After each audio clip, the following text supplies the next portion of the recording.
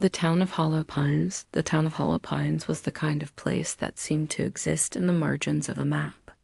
Too small to be urban, too crowded to be rural. It was a half-forgotten settlement where cracked sidewalks bled into dirt roads, and abandoned factories leaned against cornfields like drunk giants. The air smelled faintly of rust and wet soil, and at night the streetlights buzzed with a sickly yellow glow that barely kept the shadows at bay. Alara Wynne had lived here her whole life, though she often wondered if living was the right word. Hollow Pines wasn't a place where people thrived. It was a place where they endured. The adults worked long shifts at the mill or the slaughterhouse, their faces gray with exhaustion. The kids grew restless, dreaming of escape but rarely finding it.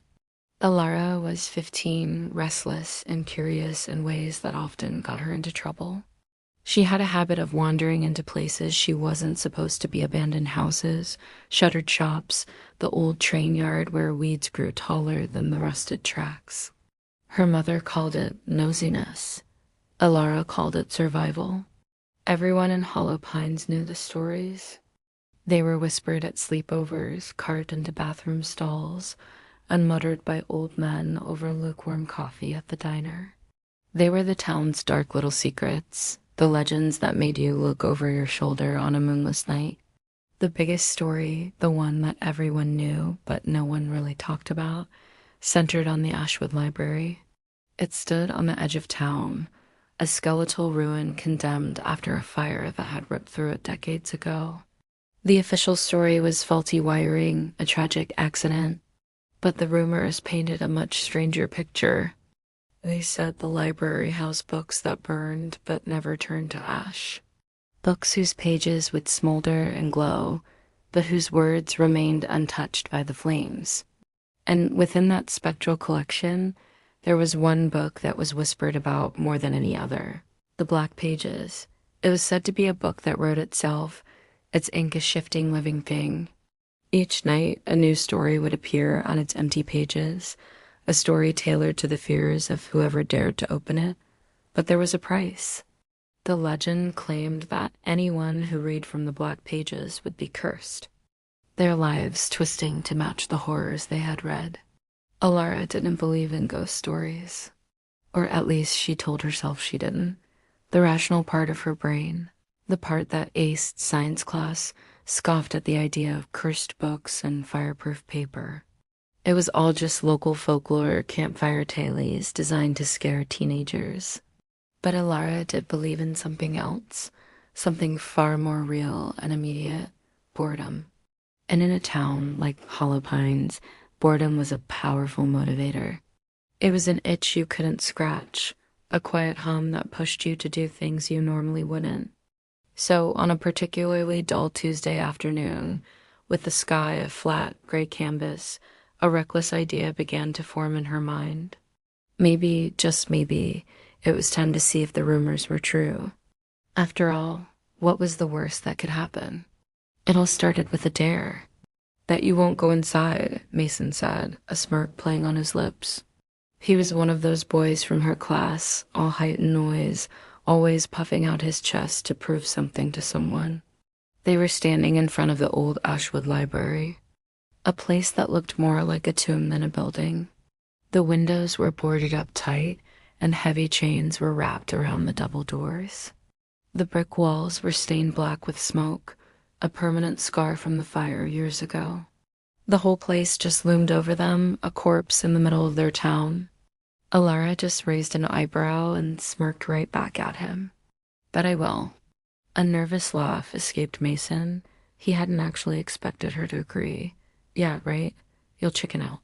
He was trying to sound tough, but his voice wavered just a little. But Alara wasn't the type to back down. She had a reputation to uphold, even if it was just among a bunch of kids who thought they were brave. So she waited. She waited until the sun dipped below the horizon and the streetlights flickered on, casting long, spooky shadows. She waited until the streets were deserted, and the only sound was the high-pitched scream of cicadas buzzing from the dark trees. That was her cue. She found a gap in the rusted chain-link fence, a spot just wide enough to squeeze through. The metal snagged on her jacket, but she tugged herself free. Once she was on the library grounds, the air felt different. Colder, heavier. She pulled out her flashlight, her hand trembling just a little as she switched it on.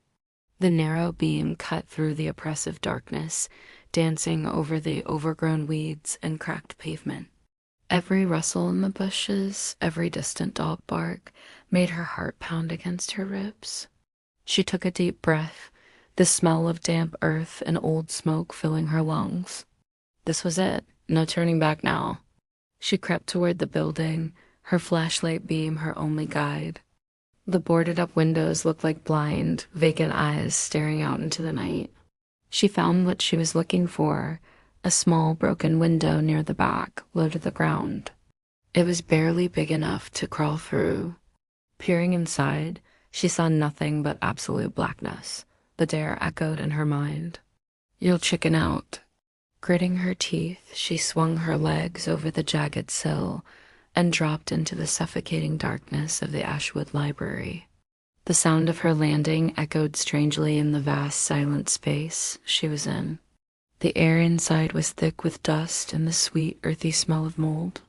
Shelves, warped and twisted, leaned at odd angles, their books swollen and pulpy from years of water damage. Each step Alara took sent a loud, protesting creak echoing through the vast space, the sound swallowed by the heavy darkness. Her sneakers crunched on something, but it wasn't broken glass, and it certainly wasn't just dust. She moved carefully, her flashlight beam a solitary blade cutting through the oppressive gloom. She had come prepared for the usual urban exploration hazards, rats scurrying in the shadows, the sharp surprise of shattered windows. But what she hadn't prepared for was the silence. It was a profound, absolute stillness, so complete and heavy it felt like the building itself was holding its breath, waiting for something. It pressed in on her, making the hairs on her arms stand on end. Deeper inside, she found what must have once been the main reading room. A massive fire had torn through this section, leaving behind a skeleton of charred beams and heaps of collapsed furniture. The acrid smell of old smoke still clung to the air, a ghost of the disaster. Yet, right in the center of all this destruction, standing completely untouched by the flames, was a single ornate pedestal. And on that pedestal sat a book. It was huge, bound in what looked like dark, cracked leather. The cover was a tapestry of strange, swirling symbols she had never seen before, etched deep into the material. A heavy clasp, meant to keep it sealed, was broken, twisted as if someone or something had violently forced it open. A shiver that had nothing to do with the cold ran down her spine. This wasn't right. Nothing about this was right. Alara's heart began to thud against her ribs, a frantic drumbeat in the suffocating quiet. She was drawn forward, almost against her will. Hesitantly, she reached out a trembling hand, her fingers just barely brushing against the ancient cover. The leather was warm. Not just a little warm, but radiating a steady heat, a pulse of energy that felt almost alive. The book seemed to hum beneath her touch, and in that moment, she knew she had found something far more dangerous than she could have ever imagined. She opened the book. The heavy, leather-bound tome felt ancient in her hands, its pages yellowed with age. But as she looked down, her brow furrowed. The pages were blank, every single one. Disappointment washed over her. Was this some kind of prank? She ran her fingers over the smooth, empty paper, about to close it, when something caught her eye. A faint dark spot appeared in the center of the right-hand page, like a single drop of ink. But it didn't just sit there. It spread, stretching and twisting, forming delicate, spidery lines. Before her very eyes, words began to bleed from the paper itself, the ink a deep, unsettling crimson. She leaned closer, her heart starting to beat a little faster.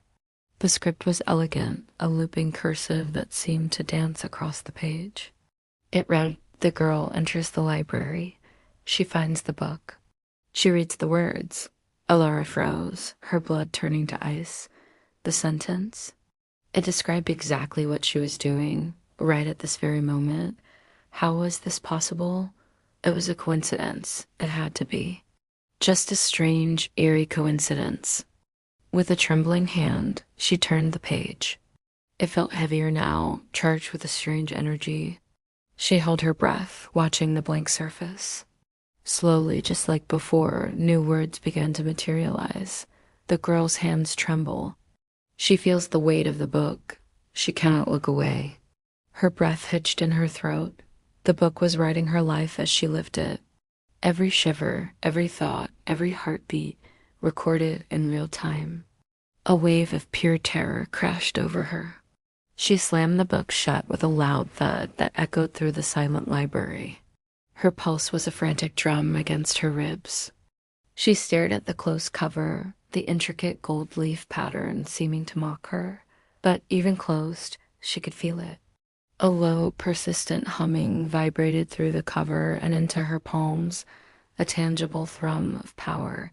It felt alive. The words inside weren't just ink on a page.